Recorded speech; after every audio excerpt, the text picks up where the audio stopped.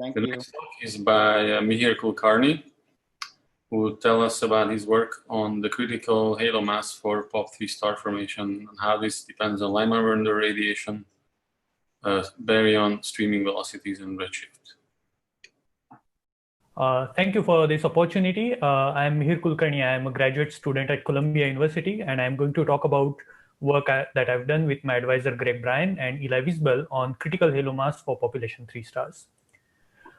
So critical halo mass can be defined as minimum halo mass that is required to host sufficient cold and dense gas that can lead to formation of stars. And in lambda CDM, this is expected to be somewhere between 10 to the 5 to 10 to the 7 solar mass halos. And in particular, depending on the environment or various feedback processes, this critical mass can increase. And in that scenario, population 3 stars form in massive halos and their formation is delayed. Having an accurate estimation of this critical mass and how it depends on the environment and feedback processes is very important for semi-analytic models, as mentioned by Eli Wiesbel or Tillman-Hartwig, which use dark matter only simulations.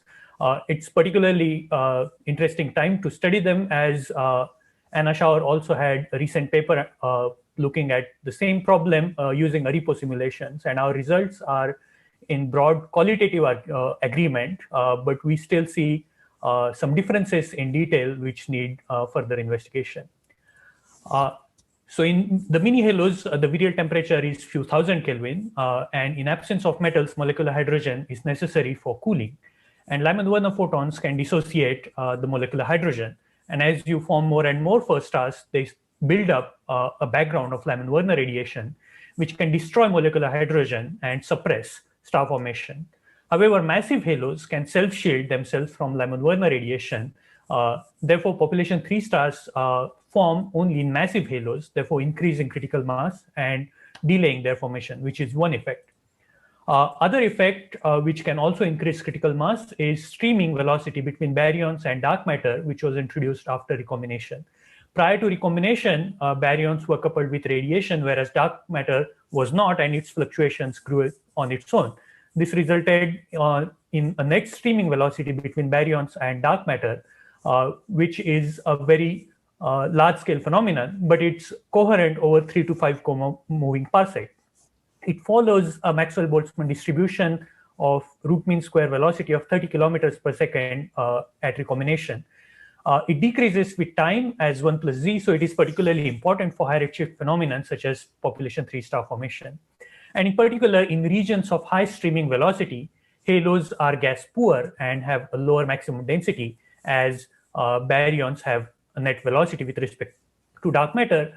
And therefore, halos again need to be more massive with deeper potential wells to have sufficient gas densities, which results in increased critical mass and delaying population 3 star formation. So we can understand this by looking at a slice of gas density overplotted with gas velocity in the initial conditions at redshift 200. The slice on the left shows case without any streaming velocity, where the velocity follows the structures that we see, whereas the plot on the right has an added streaming velocity in the x direction. And what we can see is, on top of the added streaming velocity in the x direction, we also see that some of the small scale structure is also erased, which is included through perturbation theory on the effect of streaming velocity from recombination to the redshift of initial conditions. So to understand the effects of Lyman-Werner background, streaming velocity between baryons and dark matter, as well as redshift, as had been predicted in many analytic models, we performed a cosmological simulation suite using Enzo. We included primordial chemistry, and in particular, including molecular hydrogen, which is necessary for cooling. And we included initial conditions using KICAS initial conditions generator, which treats streaming velocity between baryons and dark matter accurately in the initial conditions. And we use very high spatial resolution as well as mass resolution in our simulations. For specific runs with high streaming velocity and Lyman-Werner background, we use larger boxes with slightly lower resolution.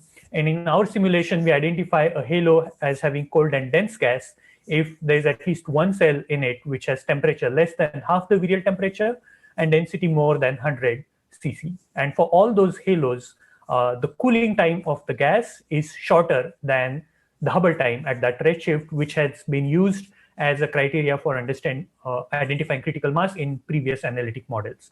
So to understand the effect of Lyman-Werner background, we used 4 different Lyman-Werner backgrounds. We also included some very high Lyman-Werner background cases, and we included 3 different streaming velocity cases. Also, in order to test the previously made assumption whether the increases in critical mass because of streaming velocity and Lyman-Werner background are independent of each other, we also included few runs where both these effects are present. So this plot shows halo mass on the x-axis, and y-axis denotes corresponds to 0 if that particular halo has no cold dense gas, or corresponds to 1 if that halo has cold dense gas at a given redshift. And what we can see is the transition from warm halos to cold dense halos does not happen as a step function in halo mass, and there's a significant scatter in the mass range where the transition happens.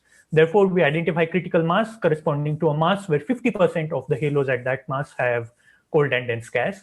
And we also return an estimate of the scatter that we see, which corresponds to mass range where 25 to 75% of the halos have cold dense gas. And we return that in our paper as well. So if we look at some of our results, so this plot shows critical mass that we see as function of redshift on the x-axis for various different Lyman-Werner backgrounds for case without any streaming velocity. And first thing we can notice is for the case without any Lyman-Werner background radiation, we see a redshift evolution of critical mass, which is consistent with a fixed virial temperature that would correspond to 1 plus z to the minus 1.5, as had been predicted in many analytic models. We also find that increasing Lyman-Werner radiation, as we go from 0 to 13 units of J21, increases the critical mass up to 2 orders of magnitude for very strong Lyman-Werner background radiation. What we also find is the redshift dependence of critical mass becomes more and more steep as we increase Lyman-Werner background, going to as high as 1 plus z to the minus 5.7 for very strong Lyman-Werner background radiation. And we also find that the cell shading of molecular hydrogen is very important, and we find for a Lyman-Werner background of J21, we find that our critical mass is much smaller than previous works like Mahachek et al., which did not include cell shading of molecular hydrogen and is very important.